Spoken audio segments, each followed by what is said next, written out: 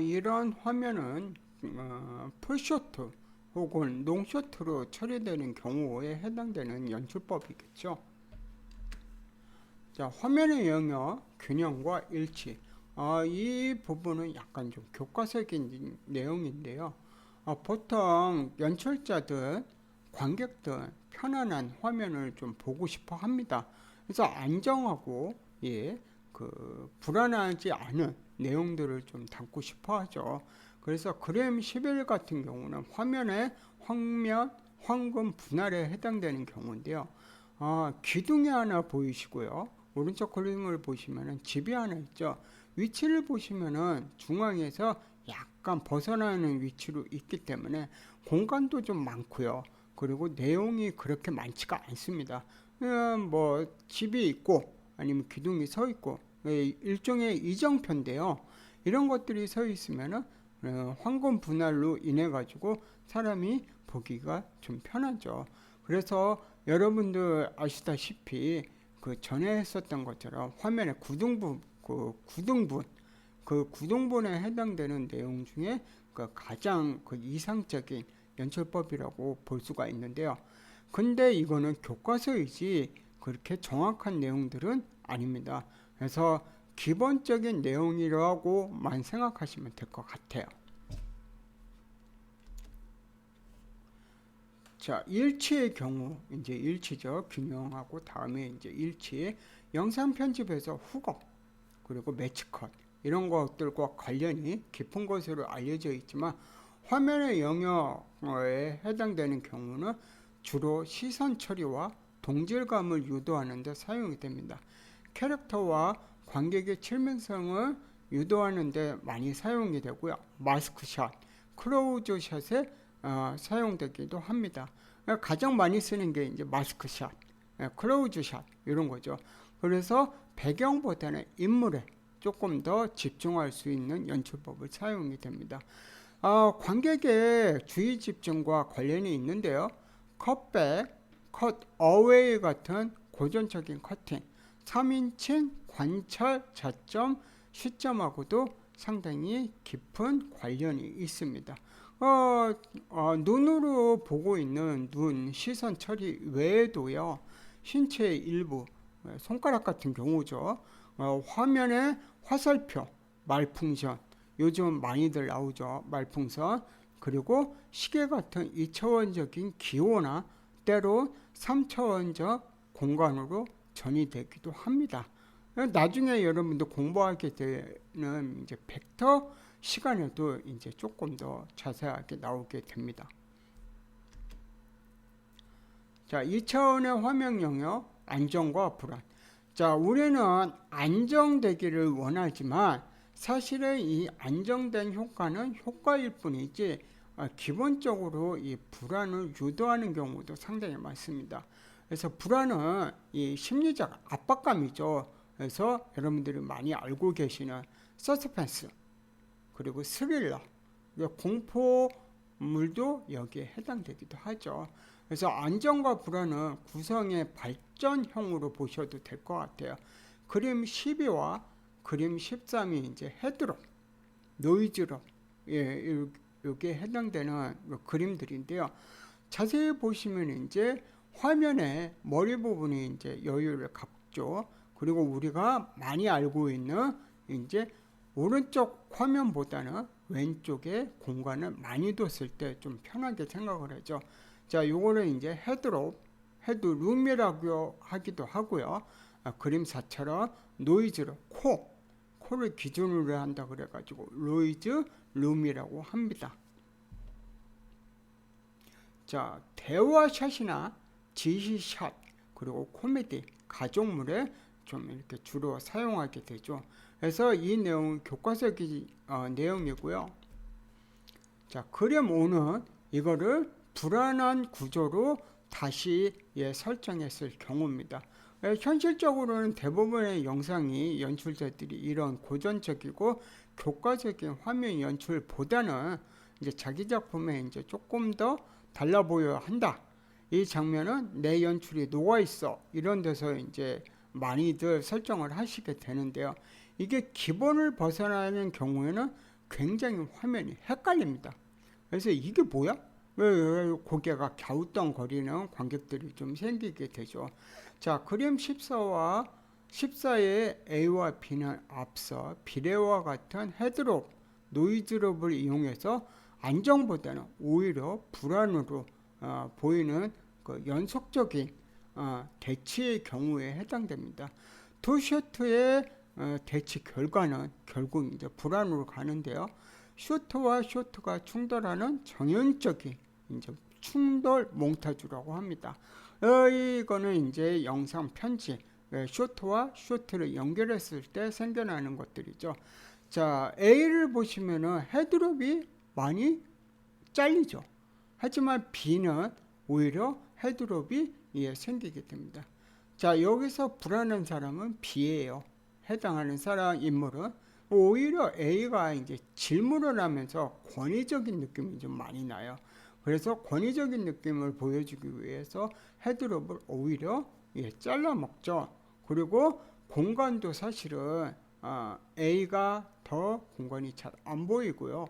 B가 오히려 공간이 많이 보이시죠. 그러면은 오히려 이제 B가 안정이고 A가 불안한 구조이기 때문에 대치 상황이 생기게 됩니다. 그래서 이거를 보통 많이 충돌이라고 그래요. 그래서 충돌 몽타주라고 합니다. 자, A하고 B의 차이가 이제 심리적 압박감이 이제 달라지는 거죠. 그래서 그림 16을 보시면 이제 A가 좀 안정된 표현이죠. 그리고 B가 좀 더 불안한 압박감을 느낄 수 있는 구조에 해당됩니다. 자, 그림 17에 보시면 이제 안정과 불안의 차이를 느낄 수가 있죠. 양쪽이 이제 비례가 거의 비슷하죠. A에 해당되는 거고, 여러분들이 보시고 계시는 왼쪽 그림이 좀 더 안정적이죠. 하지만 옆에 있는 오른쪽 그림을 보시면 큰 빌딩하고요, 조그만 이제 건물하고 차이를 주면서 같은 화면 안에서 이제 비례를 둡니다. 자, 이런 비례는 비례 몽타주라고 합니다. 그래서 화면 안에 이런 비례를 두고 대칭을 시키면서 충돌이 생긴다 그래가지고 충돌 이론의 하나이기도 합니다. 자, A와 B의 이제 그림이 나오는데요. 그림 18에 해당되는 경우죠. 자, 그 구동본 기준 화면으로 봤을 때 정상적으로 세워져 있는 이제 기차가 보이죠. 하지만 B는 약간 기울여 가지고 마치 기차가 이제 옆으로 쓰러질 것 같은 불안한 구조를 만들어내죠. 그림 19도 마찬가지인데요. 자, 인물이 약간 기울어져 있는 거하고 정상적으로 세워져 있는 거하고 불안하고 안정의 차이가 나오는 것처럼 이런 구도가 생기게 됩니다. 자, 여기서 이제 비롯되는 것들이 이제 안정하냐, 심리적 압박감을 느끼냐, 이런 차이가 나오게 됩니다. 자, 화면의 영역 중에 이제 거의 마지막 부분에 해당되는 건데요. 공기 원근법이라고 합니다. 원근법이긴 하는데요. 굉장히 2차원적인 그리고 원초적인 원근법이에요. 그래서 우리는 일반적으로 이거를 공기 원근법이라고 합니다. 공기 원근법은 이제 말 그대로 원초적인 연출자 입장이나 관객 입장에서 이 원근법을 쉽고 빠르게 이해하는 이런 그 연출법인데요. 지극히 2차원적인 화면 영역이며 입체적인 원근법 대신 종종 사용하게 됩니다. 인물을 담는 경우도 있지만 주로 배경을 담는 롱샷, 풀샷으로 사용하게 됩니다. 애니메이션 제작 시에, 그러니까 연출에도 마찬가지인데요. 보통 원경, 후경, 원경, 중경, 후경으로 나누어서 적용되는 경우가 보통입니다.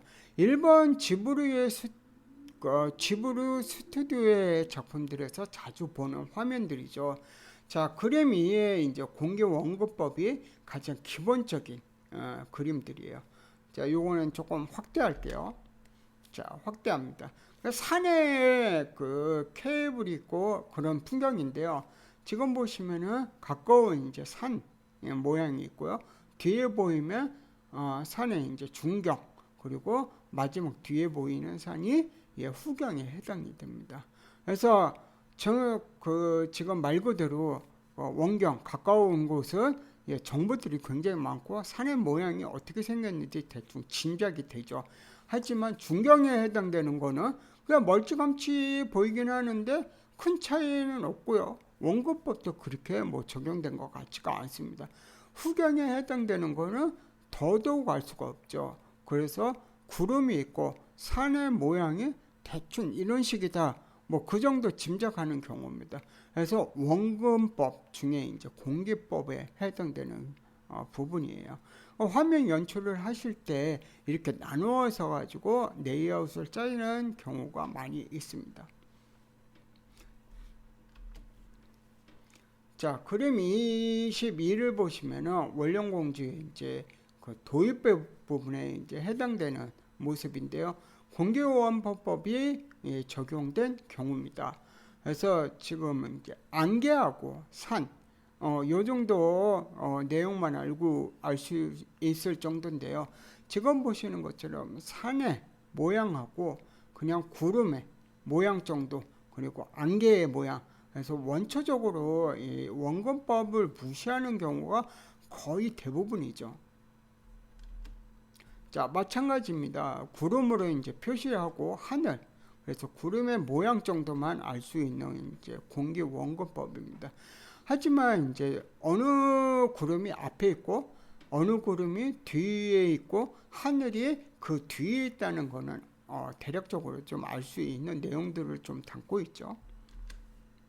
자, 마찬가지로 이제 지브루 스튜디오의 중에 그 작품 중에 나퓨타에 해당되는 공기 원근법입니다. 지금 보시는 것처럼 구름의 위치가 앞에 있고 중간에 있고 뒤에 있고 그 다음에 이제 하늘, 이렇게 해가지고 구성이 되어 있는 구도를 갖고 있는 거죠. 하지만 여기서 보시면은 이제 아까보다는 조금 더 디테일한 이제 그 장면이 연출이 되는데요. 지금 보시는 것처럼 이제 원근법을 무시하는 경우는 대부분 다 이런 경우입니다. 그래서 하늘이나 밤 이런 식으로 해가지고 하늘 이런 식으로 해가지고 여러분들 뭐 원근법이 너무 크게, 그래서 정확한 소시점이 안 생길 때 이런 화면들, 그래서 이런 연출을 하실 때는 대부분 다 공기 원근법을 사용하게 되는데요. 정확한 원근법하고 적용이 어려운 소실점들이 난해하게 많이 나오기 때문에 굉장히 복잡한 이제 원근법을 적용할 수가 없는 거죠. 그래서 거리감을 알 수 있는 정도로만 연출을 하게 됩니다. 자, 여기는 이제 스타일이 가미된 경우에 해당되는 거죠. 지금 이제 애니메이션처럼 이제 스타일이 강조되는 경우에는 이 공기원법을 조금 더 스타일하게 표현을 합니다. 그래서 지금 가운데에 이제 건물이 있고요. 중간에 떠 있는 거죠, 하늘에. 그리고 오른쪽에 양옆으로 이제 구름이 보이기 시작을 하는데요. 이 구름 위치가 이 그 건물의 뒤에 있다는 짐작이 되지만 여러분들이 잘 찾아보시면은 소실점들이 거의 없습니다. 그래서 소실점들이 없다 보니까 하늘에 떠 있는 거대한 뭐 건물들이나 아니면은 광범위한 광야, 이런 내용들이 집중되는 이제 공기 원본법을 사용한 경우에 해당되는 거죠. 자, 공기 원근법이라는 거, 우주, 하늘, 산, 숲, 광야 같이 광범위하면서 오히려 거리감이 없거나 투시가 어려울 때 사용이 됩니다. 또한 서사적인 진행 방법이나 도입 부분에 사용되기도 합니다. 가령 세계관이 짙은 원령공주나 아키라 같은 작품 도입부에 많이들 사용하게 됩니다. 자, 4강 애니메이션 연출론 파트 1 화면의 통후 2차원 영역을 마치겠습니다. 감사합니다. 자, 이제 파트 2로 넘어가게 되겠죠. 그래서 파트 2의 화면의 영역 3차원 영역에서 다시 찾아뵙겠습니다.